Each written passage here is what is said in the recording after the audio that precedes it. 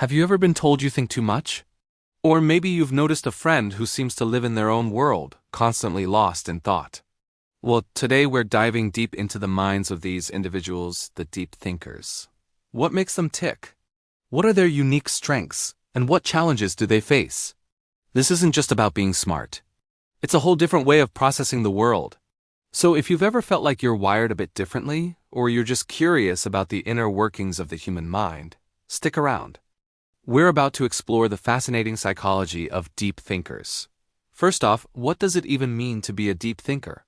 It's more than just daydreaming. Deep thinkers are characterized by their introspective and analytical nature. They don't just accept things at face value.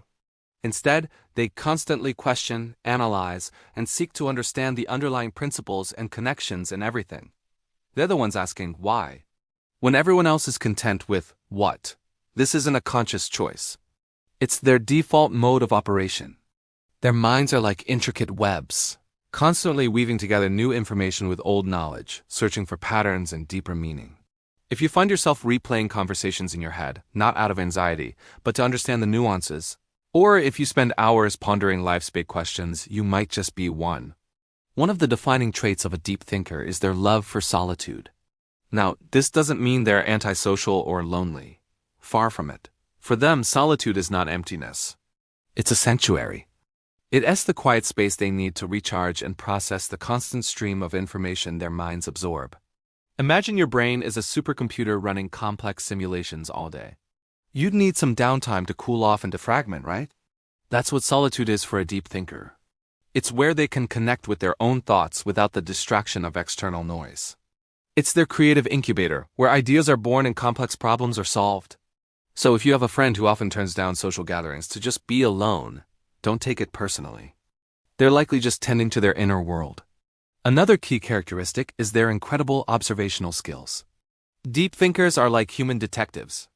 They notice the little things that most people miss, a subtle shift in someone's tone of voice, a fleeting facial expression, or a detail in the environment that seems out of place.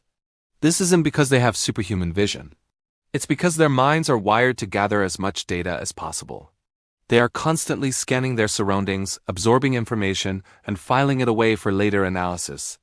This makes them incredibly insightful and often very good at reading people and situations. They can pick up on underlying emotions and motivations, which can make them very empathetic friends and colleagues. This naturally leads to their analytical and problem-solving abilities. When faced with a problem, a deep thinker doesn't jump to the first available solution. Instead, they methodically dissect the issue from all angles. They gather information, weigh the pros and cons of different approaches, and consider the long-term consequences of each potential action. They enjoy a good mental challenge and find satisfaction in untangling complex puzzles. Whether it's a work project, a personal dilemma, or a philosophical question.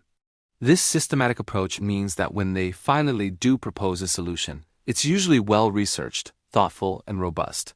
They're the people you want on your team when you're facing a really tough challenge. Of course, this constant mental activity has a flip side.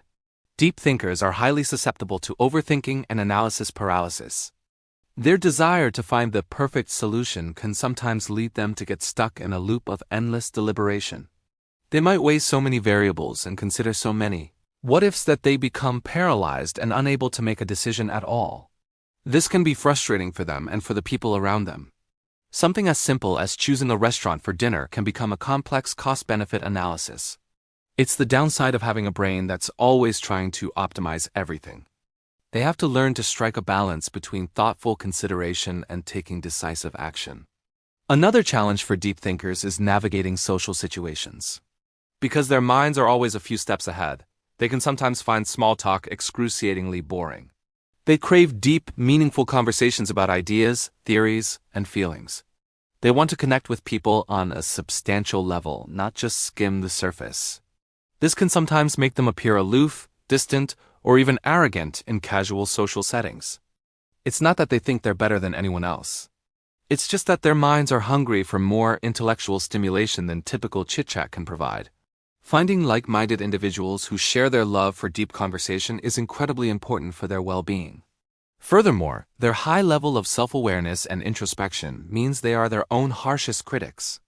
They hold themselves to incredibly high standards and are acutely aware of their own flaws and shortcomings. While this drives them towards self-improvement, it can also lead to a lot of self-doubt and what we call imposter syndrome. They might achieve great things, but their inner voice is always there, pointing out how they could have done better or questioning whether they truly deserve their success. This constant internal critique can be mentally and emotionally exhausting. It's a continuous battle to be as kind to themselves as they are to others. So how does one thrive as a deep thinker in a world that often seems to prize quick action over quiet contemplation? The key is to embrace it as a strength, not a weakness. Understanding your own nature is the first step. Recognizing your need for solitude, your love for deep conversation, and your tendency to overthink allows you to manage these traits effectively. Scheduling regular alone time is not selfish. It's essential self-care. Finding outlets for your analytical mind, like journaling, learning a new skill, or engaging in a creative hobby, can be incredibly fulfilling. Journaling, in particular, is a powerful tool. It allows you to get all those swirling thoughts out of your head and onto paper, bringing clarity and reducing that feeling of mental clutter. It's also crucial to practice self-compassion. Acknowledge that your brain is a powerful tool, but it can sometimes work against you. When you find yourself stuck in a loop of overthinking, learn to recognize it and gently guide your focus elsewhere. Mindfulness and meditation can be incredibly helpful here. These practices teach you to observe your thoughts without judgment, creating a bit of space between you and your mental chatter. This allows you to choose which thoughts to engage with, rather than being carried away by every single one. Remember, you are not your thoughts. For those who know and love a deep thinker, understanding and patience are key. Appreciate their unique perspective. Give them the space they need to process and recharge. When you talk to them, try to go beyond the surface level. Ask them about their ideas, their passions, their view of the world. You'll be rewarded with a level of conversation that is rich, insightful, and truly connecting. Don't rush them to make decisions. Understand that their deliberation is part of their process for feeling secure in their choices. Your patience will be a gift that allows them to be their best selves.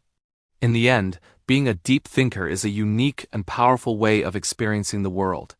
It comes with its own set of challenges, like overthinking and social hurdles, but it also brings incredible gifts: creativity, insight, empathy, and a profound ability to solve complex problems.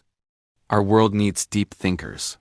We need the people who ask the hard questions, who challenge the status quo, and who look for deeper meaning. So if you are a deep thinker, own it. Celebrate your inquisitive mind.